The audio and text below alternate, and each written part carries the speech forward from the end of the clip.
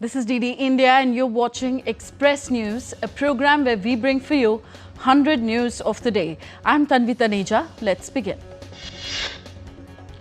Defence Minister Rajnath Singh called on Brazilian Vice President Geraldo Alckmin along with Defence Minister José Múcio Monteiro Filho.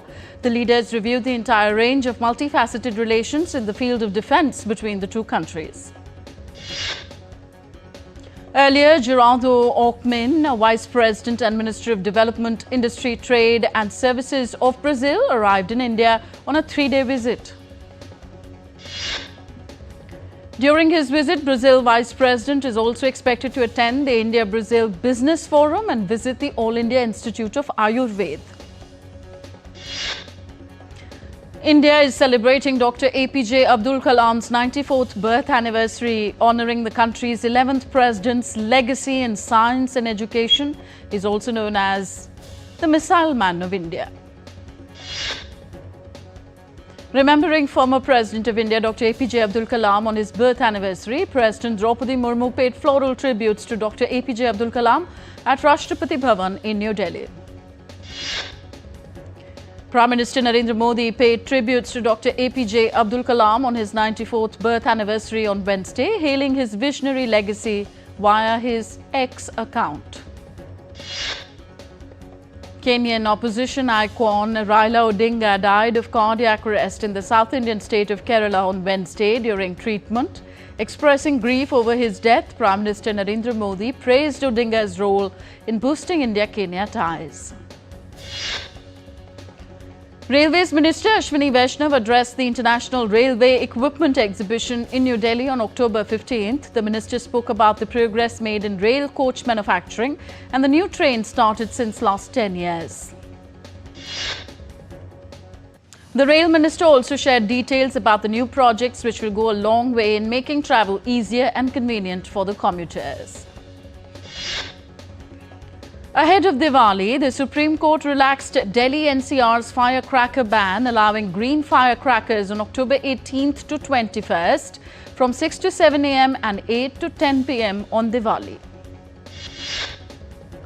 The Commission for Air Quality Management has activated the first stage of the Graded Response Action Plan (GRAP) to avert air pollution across Delhi NCR region.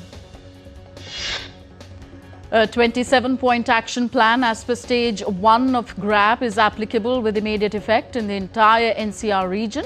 Several measures have been put in place to control dust and limit emissions.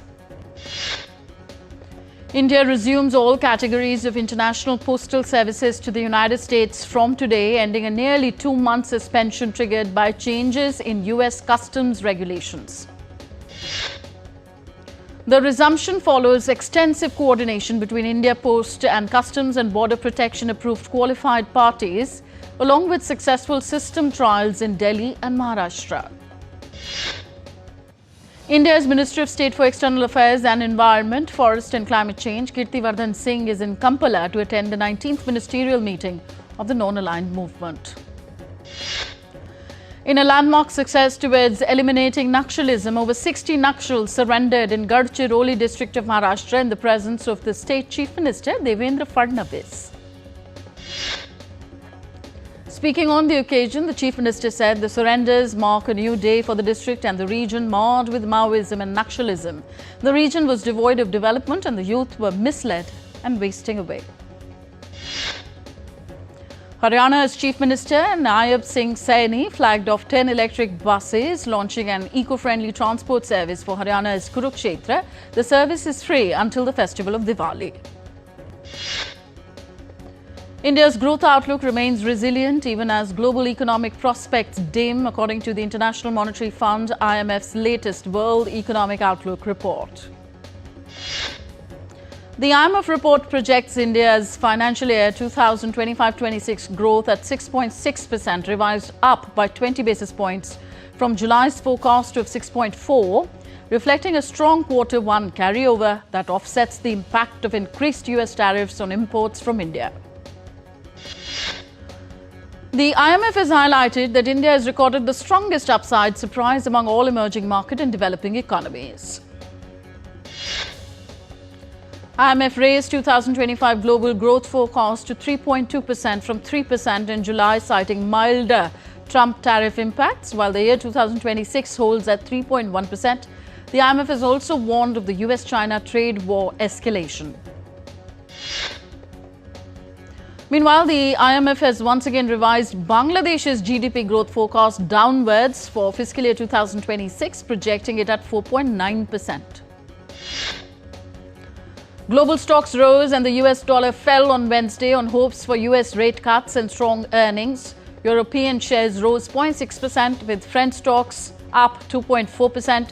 Wall Street futures also climbed. Nasdaq Composite Index added 0.8%. And S&P 500 was up 0.6%. Indian stock markets ended on a positive note as well. The BSE Sensex climbed 575 points to end at 82,605. Nifty at the National Stock Exchange added 178 points to close at 25,300 points on Wednesday. The Indian rupee strengthened 72 paise at 88.07 rupees against the US dollar versus Tuesday's close of 88.79 rupees. Oil prices dipped amid global trade tensions, with Brent crude settling at $62.17 per barrel, down 0.4%, while US crude hovered around $58.20 per barrel. Global gold prices surged to an all-time high of $4,209 per ounce on Wednesday, up 1.1%. Bank of America has forecast gold prices to touch $5,000 by 2026, while India sees gold at 12,889 rupees per 10 grams. While silver prices advanced to $52.35 per ounce on Wednesday, gaining 1.8%. The US Senate has rejected a potential funding deal for the 8th time, guaranteeing that the over 2-week-long government shutdown that has caused disruptions in services across the country to continue. US President Donald Trump said his administration planned to produce a list on Friday of Democrat programs that will be closed as a result of the ongoing federal government shutdown. Speaking to reporters on Tuesday, the US President promised to use the shutdown as an opportunity to exert more leverage over federal spending. Meanwhile, the US Senate failed in its 8th attempt to pass legislation approved last month by the House of Representatives that would end the shutdown by providing government funding through November 21st. So the Senate voted 49-45 to advance the bill short of the 60 yes votes needed in the 100-member Senate controlled by the Republicans. The Trump administration has revised federal worker layoffs downward to 4,108 amid the ongoing shutdown, admitting initial sweeping cuts were overly ambitious. Unions have challenged the legality of the move, with no end in sight to the shutdown. US and China launched tit-for-tat port fees on Tuesday. $50 per ton on rival ships, escalating tensions after Beijing's rare earth curbs and Trump's 100% tariff threat. Weekend talks hint at de-escalation. Trump is said to be considering terminating some trade ties with China, including in relation to cooking oil purchases. China has sharply reduced US soybean purchases, which Trump called a negotiation tactic. Trump said this month that he hopes to discuss soybean with his Chinese counterpart Xi Jinping, while also warning that the US may halt a large share of imports from China. Amid all this trade war, Federal Reserve Chair Jerome Powell said that the US economy may be going on a firmer footing, but he warned that the job market in the US remains fragile. On to West Asia now. Israel will allow Gaza's Rafah crossing to reopen on Wednesday for humanitarian aid to enter from Egypt into the Palestinian territory. According to reports, the decision to reopen Rafah to allow aid to pass through was also taken after Israel was informed of Hamas's intention to return 4 more bodies on Wednesday. Meanwhile, 3 of the 4 bodies of Israeli hostages in Gaza returned by Hamas late Tuesday have been identified as confirmed by their families on Wednesday following forensic confirmation of their identities. On to Europe now, where NATO defense ministers gathered in Brussels for talks to discuss support for Ukraine on Wednesday and defending its borders on the eastern flank after multiple drone incursions were seen across Europe. NATO chief Mark Rutte announced that NATO will implement additional counter-drone measures following a wave of suspected Russian incursions into the airspace of alliance members. US Defense Secretary Pete Hegseth in Brussels said NATO commitments will boost capabilities, enhancing Ukraine's firepower through the US-allied Prioritized Ukraine Requirements List program for new weapons. On to Asia now, where around 20 civilians have been killed and dozens injured in fresh clashes on the border between Afghanistan and Pakistan, as per Afghanistan officials on Wednesday. With their 10 days to Ivory Coast's October 25th election, Burkina Faso, Mali and Niger juntas have intensified online disinformation. Opposition has shared footage, however, that no new disruptions were reported today. France's Prime Minister Sébastien Lecornu will face confidence votes known as censure votes on Thursday. Opposition parties on the far right and far left are demanding parliamentary elections. Madagascar's elite CAPSAT unit seized power after impeaching President Rajoelina, who fled amid youth protests. A transitional council has been constituted. No violence has been reported so far on Wednesday. We're heading for a short break here on Express News. We'll be back in just a bit. Stay tuned to DD India.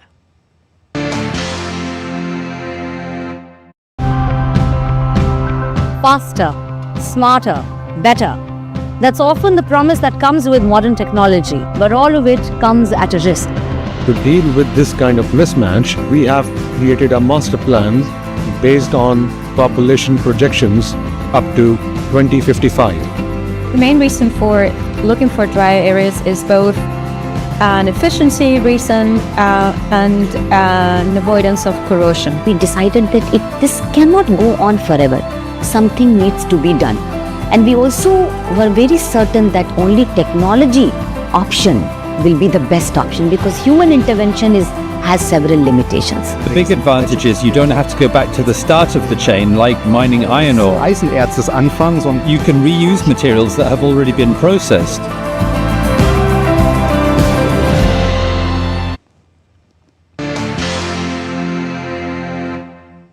Welcome back. You're watching Express News on DD India. I'm Tanvi Taneja. Let's resume.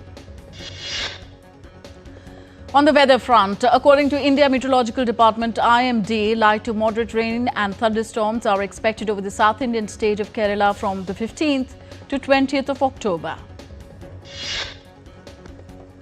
Light to moderate rainfall is expected in southern Karnataka and coastal Andhra Pradesh on Wednesday and Thursday, according to the IMD predictions. The weather agency also predicted thunderstorm with gusty winds over the eastern Indian state of Odisha on Wednesday and Thursday.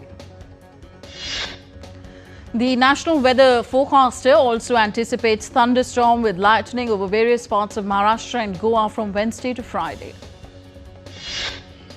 Several parts of Tamil Nadu, including the capital city of Chennai, were lashed by torrential rains. Traffic was disrupted as waterlogging was seen on parts of highways and roads.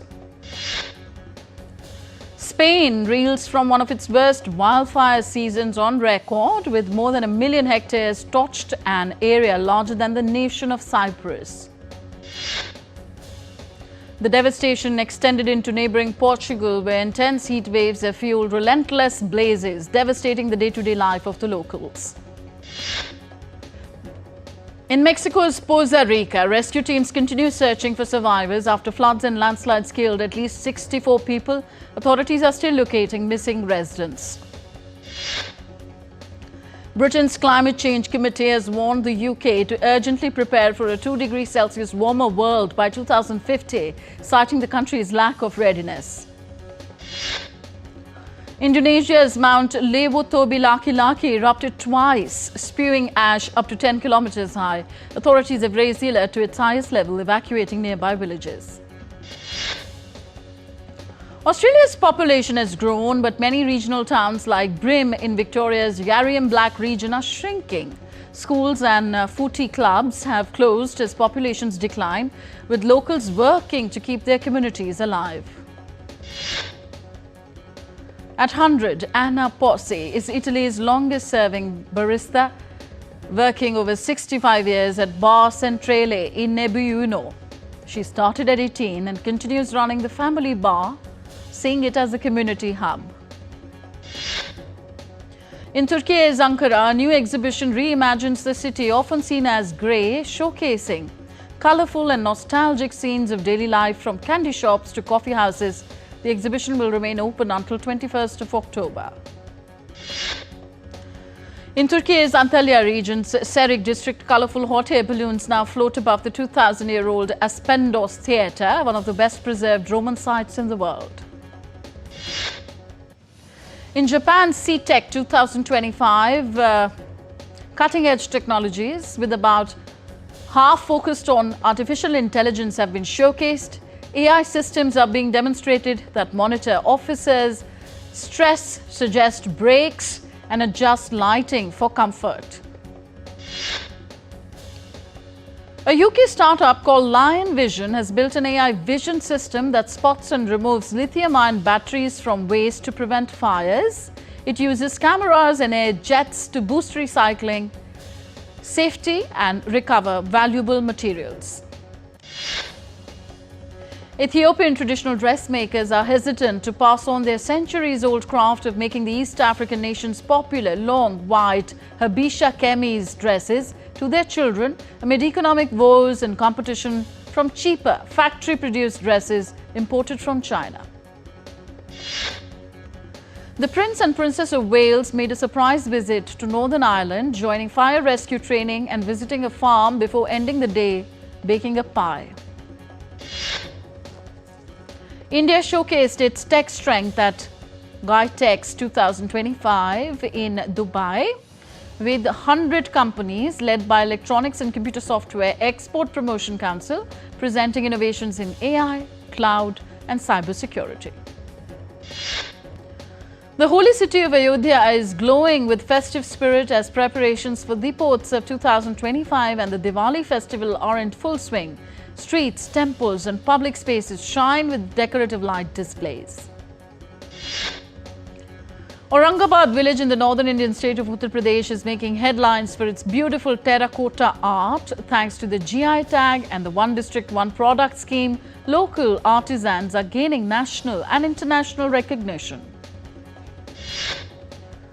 Pickleball is becoming the new favorite sport among youngsters in the Union Territory of Jammu and Kashmir. To promote the game and encourage fitness, the J&K Pickleball Association held exciting matches at the Woodland House School.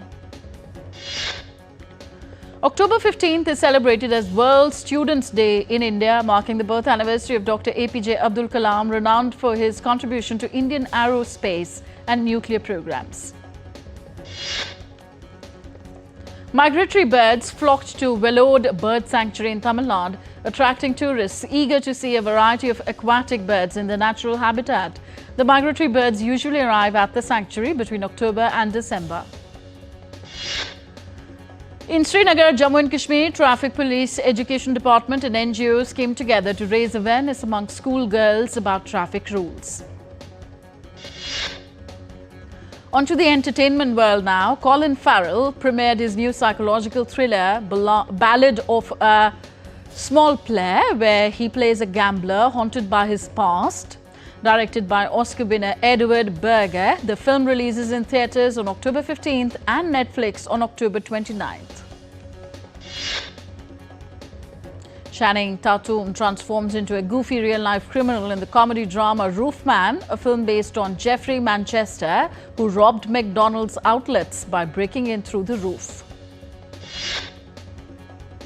Bradley Cooper premieres his new directorial venture, Is This Thing On?, at the London Film Festival, starring Will Arnett and Laura Dern as a couple redefining life after divorce. The Radio City Rockets are preparing for their 2025 Christmas Spectacular, returning to New York's Radio City Music Hall from November 6th to January 4th. Featuring over 80 dancers, the show blends new innovations with timeless traditions dating back to 1933. The first trailer for American filmmaker Sam Raimi's horror thriller Send Help is out, featuring Rachel McAdams and Dylan O'Brien as stranded co-workers whose survival fight turns deadly. The film releases on January 30th next year. Legendary American R&B singer D'Angelo died at the age of 51 on Tuesday after a prolonged battle with cancer. He was known for his soulful voice and influential contributions to music. The first look poster of Indian actor Agastya Nanda from his debut film Ikkis has been released. Produced by Maddock Films and directed by Sriram Raghavan, the film is based on Paramveer Chakra Awardee Second Lieutenant Arun Khetarpal. National award-winning filmmaker Rajesh Mapuskar will direct Chiranjeevi Hanuman, The Eternal, India's first AI-driven Hindi film, produced by Abundancia Entertainment and Historyverse. The movie is set for worldwide release on Hanuman Jayanti in 2026.